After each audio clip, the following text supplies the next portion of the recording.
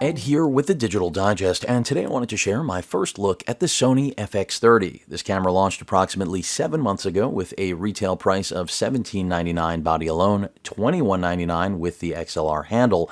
And the only reason I didn't cover it back at launch is that I was on my honeymoon. But I am just as excited today as when I read the news about launch, and that's because, well, I finally have a loaner in hand from Sony, and of course this will be going back as soon as I am done reviewing it.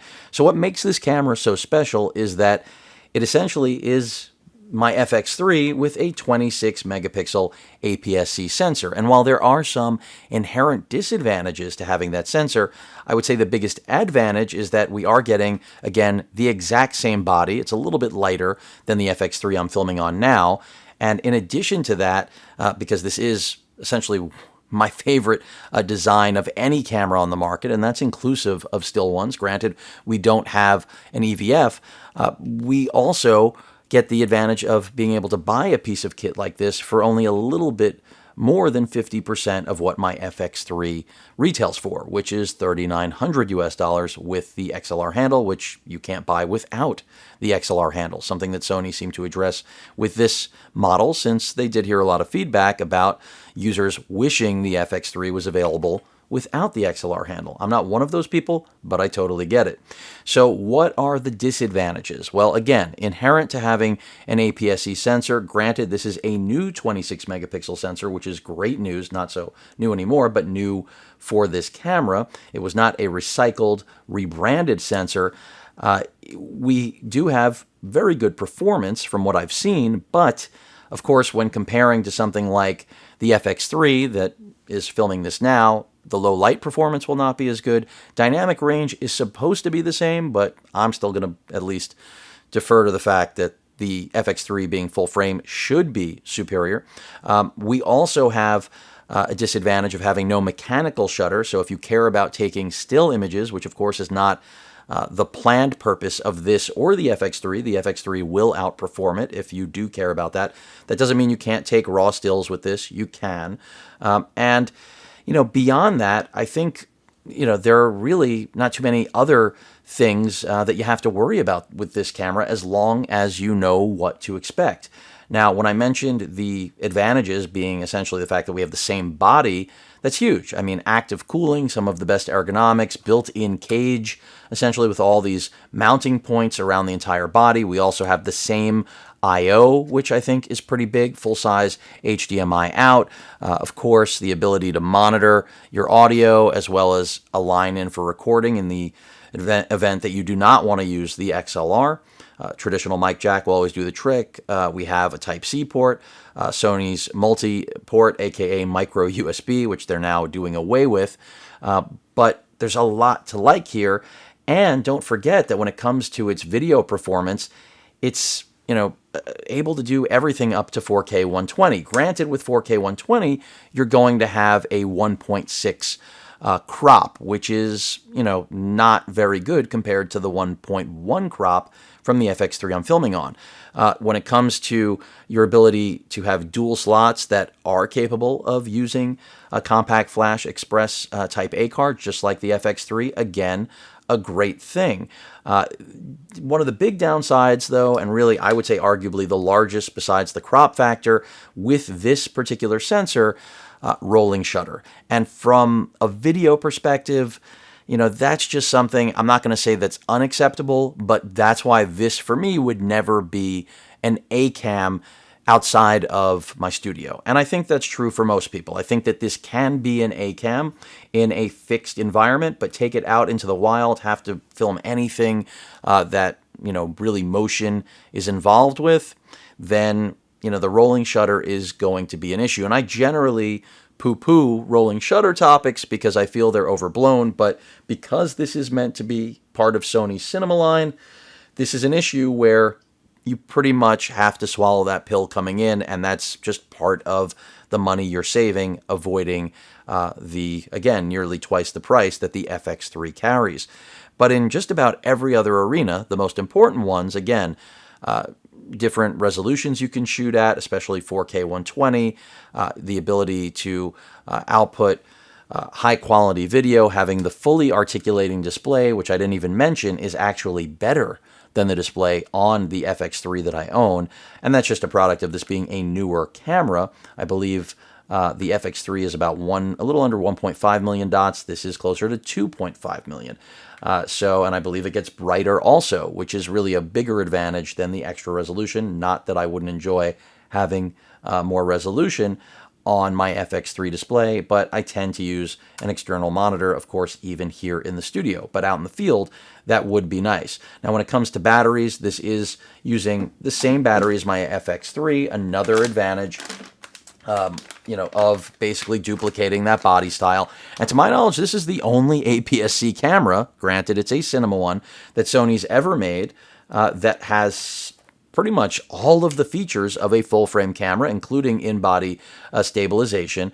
One disadvantage you need to be aware of is that Sony's, at least the majority of their aps-c glass, does not have stabilization in it. So just be aware of that. That's because it's just reserved for stepping up to their full frame lineup, where you're going to spend a lot more money. Now, you can use full frame glass on this. That's another nice thing, is that even though it's aps-c, it's E-mount. So all E-mount glass will work. Of course, a benefit of going with aps-c, the lenses are going to be significantly smaller. So even though this body is nearly the same size as the FX3 I'm filming on, the glass that pairs with it inherently is going to be around half the size of full frame glass. And Sony really has built out that lineup, and it's great to have those options. In terms of those lenses, unfortunately, I was not sent any glass with this, so I'm going to be using predominantly full frame glass to test it, which is not an issue. It will work perfectly well, but a disadvantage to doing that is that all of the full frame glass I shoot on with this is going to have a crop factor.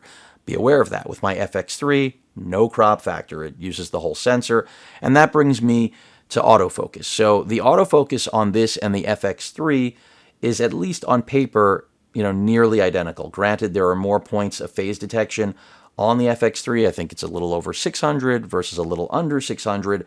So the autofocus on the FX3 should be better, but when it comes to the algorithms on board and the processor on board, no slouch here. It has, focus breathing compensation is there, eye autofocus detect and tracking is all there. So in terms of the actual features that the FX30 brings to the table, again, it's pretty much the same. I'll go ahead and cap this in a moment, but I first want to show you at least what one of my favorite pieces of glass looks like on this.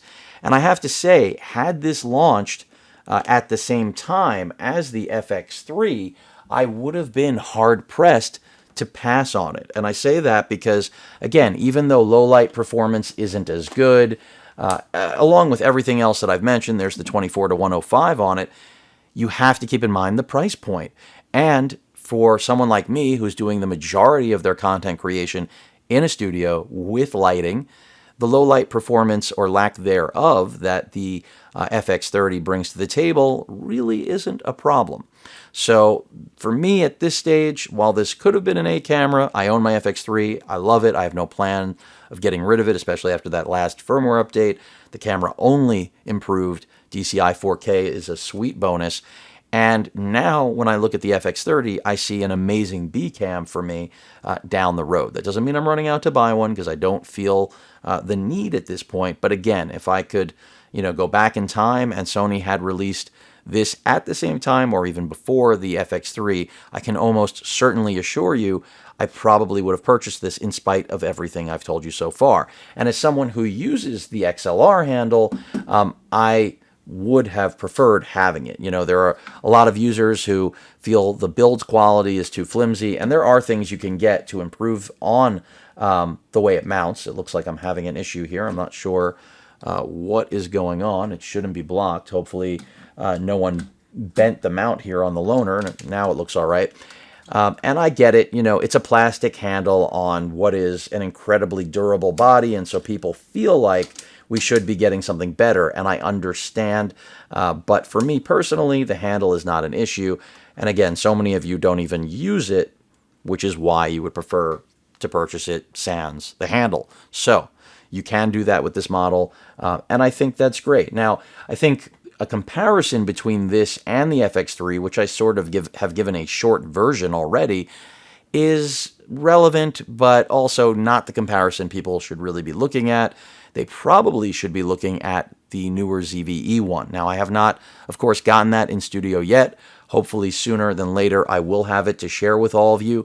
But I can tell you right now, in spite of all of the latest and greatest tech packed into the ZV-E one and the fact that its price is nearly exactly the same as the package you're looking at with the XLR handle, because it's $2,200, I still think I would be leaning towards this, because even though the ZV-E one has some very cool AI-based features, by the way, the only thing I didn't show you here was the USB cable and the actual wall wart for charging, I still think I would prefer this. I say that because the quality of build on the body, the tally lights that you're getting to actually let you know that you're recording, those are all things that I absolutely must have these days, and the ZV-E one just doesn't deliver in that way.